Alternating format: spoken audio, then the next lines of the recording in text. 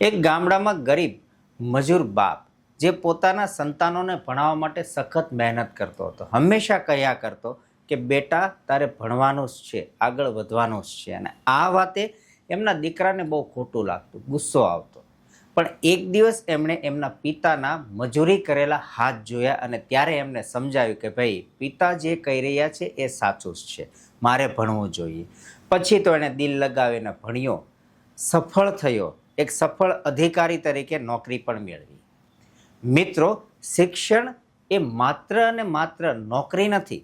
શિક્ષણનો અંતિમ લક્ષ્ય છે પરિવારની સમૃદ્ધિ, પરિવારની પ્રગતિ. એટલે જ્યારે પણ શિક્ષણ લેવામાં કંટાળો આવે ને ત્યારે તમારા માતા પિતા સામે એકવાર જોઈ લેવું. અને જ્યાં સુધી તમારી પાસે શિક્ષણ લેવાની તકો છે, શિક્ષણ સંપૂર્ણપણે લેજો, કારણ કે આ એકમાત્ર એવો રસ્તો છે કે જે તમારા આખા પરિવારની જિંદગી સુધારી શકે છે.